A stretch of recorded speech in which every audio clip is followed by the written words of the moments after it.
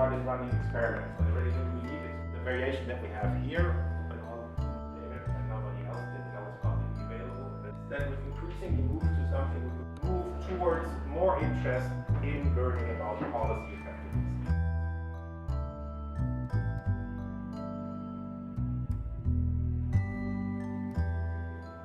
Active labor market policies are policies that intend to actively help the unemployed find employment or increase their earnings.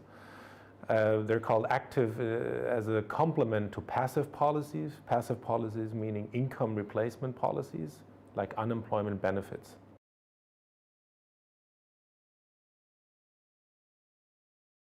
There's essentially 4 types of active policies that we distinguish. The first type of policy is job search assistance, basically helping unemployed job seekers look for jobs, job search training, counseling, monitoring. The second type are training programs, could be all sorts of training, classroom training, on-the-job training, life skills training, or combinations of those. In that sense, that's the classic active labor market program. That was the initial idea of an active program to train people to increase their human capital.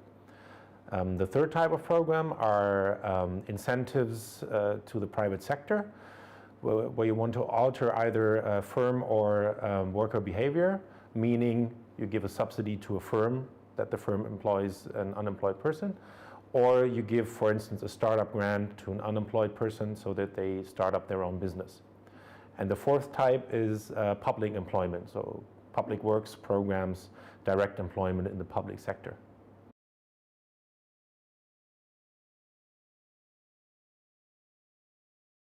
It's a different kind of policy because there are different policy objectives. Essentially, with a passive policy, what you want to achieve is first, it's consumption smoothing. So you want to make sure that a person who suddenly loses their job, that they're not standing there without any income whatsoever. So you want to provide that safety net. That is the key objective. Whereas the key objective of the active policy is that you want to actively support unemployed job seekers in looking and finding for a job that will help employ them in the long run, if possible.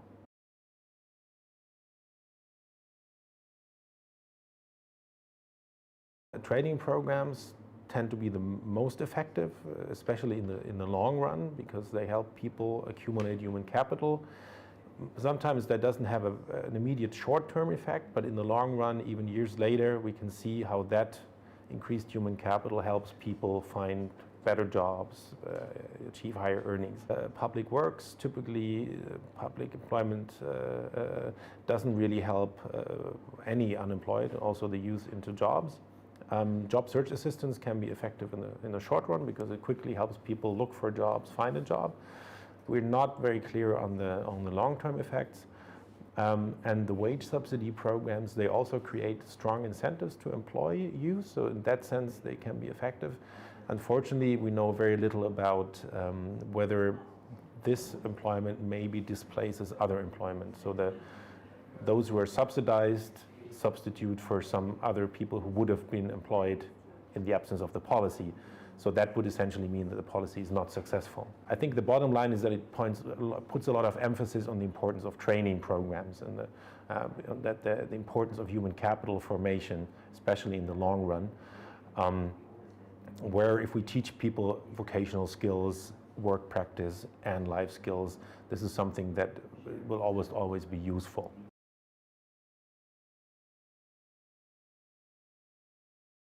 Why do we worry about youth unemployment at all, right? Because you could think there's other people who are disadvantaged on the labor market, etc.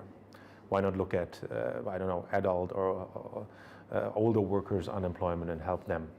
Well, first, the case for youth unemployment is there's very persistent patterns worldwide that youth unemployment is typically at least twice as high as adult unemployment. So just the scope of the problem, of the challenge is much higher. So that is very relevant. We also see youth are disproportionately affected during times of crisis. When a recession hits and a fraction of the labor force gets laid off, youth are affected more badly. So this excess volatility and the sheer scale of the problem tells us that this is something that needs to be addressed by policy. The second part to the answer is, if you say, why not help the older worker now, or the mother with the 2 kids now instead of the youth? Well, the thing is, the youth today is the potential mother of 2 tomorrow, or the older worker 40 years down the road. So especially this life cycle perspective makes it imperative to look at to focus on youth right now, because they have all that future still ahead of them. So we need to make every effort to give them as good a start as possible. Research shows that we know that if young people become unemployed, or long-term unemployed even, that is going to leave scars on their lifetime earnings, lifetime employment, all the way. So the earlier you help people, the earlier intervention, the more you will help people all the way through their life, through their working life. So it's absolutely imperative to focus on that group.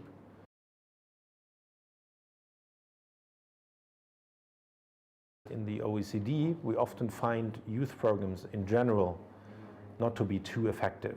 And the question is, why is that? And it seems to be the case that part of the explanation is it's a very specific type of youth. There are typically those who are very left behind in a system where most youth manage to get a good education, good skills, a good start into the labor market. So if you're left behind there as a, say, 25-year-old long-term unemployed with no secondary degree, it's very difficult for an active program to assist this type of group. Adding to this is that in the OECD countries, we often have very restrictive labor markets, where employment protection legislation or minimum wages or other things like that effectively create barriers into the labor market. It makes it difficult for unemployed to enter the labor market, because it's not attractive for firms to employ low-skilled people because of high minimum wages, for instance, high employment protection, etc. So if these barriers exist in a given labor market, even if you have an effective policy, it might not bring the person across this barrier. So therefore, these programs don't seem to work. And that seemed to be particularly bad for youths, who seem to be particularly adversely affected by minimum wages and employment protection. That is the OECD result. Results from other low middle income countries, for instance, programs in Latin America, are much more encouraging, where typically these programs also help the most disadvantaged, but the general social demographic scenario is that there are no educational system that provide vocational training on a broad basis. So when a program then offers that kind of program, it typically tends to be more effective to get people into jobs and also into formal jobs.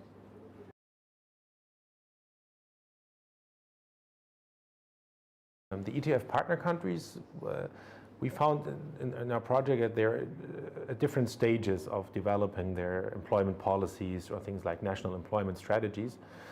So the group of countries that is most advanced in that are the countries in the Western Balkans, who've worked on this for 5-10 years, introduced active labor market policies. There we see that over the last couple of years, this development was somewhat halted because there was no fiscal possibility to expand these policies, because there was just no financial means available to expand these policies. Relatively low levels of spending, but there are some programs in place. Serbia has a youth program, the so-called First Chance, and Kosovo has a youth program. And this is certainly some efforts that should be fostered, that should be continued and strengthened, ideally combined with efforts to evaluating these policies, because this gives us a chance to get more feedback into a better understanding which are the programs that work in ETF partner countries. If we look at the other regions, if we look at the countries in southern eastern Mediterranean, we observe that the use of ALMP is more fragmented and more complex. There's typically many players in the labor market, many institutions that are involved in designing and implementing policies. So it's been a bit more difficult to come to a systematic assessment of what's happening there. Turning to Eastern Europe, There we found rather similar patterns to the Western Balkans in terms of there's some ALMP being used generally at a relatively low level of expenditure and coverage. These countries are in a similar process as in the Western Balkans, but just a couple of years behind in time. So they're right now in the process of devising national employment strategies, thinking of how to include active labor market policies in this. And that's exactly where a big opportunity lies, because in this process, it would be extremely valuable to consider the international lessons on these policies in order to make design policies. And I think should we focus on training, hopefully, a lot on youth training, and also understand that it's important to combine program implementation with evaluating these policies to get some feedback. Is it right what I'm doing? Should I adjust? Should I continue the policy? And there's just a big chance in doing so, because if you have scientific evidence that your program works, well, what better way to justify what you do for a policymaker?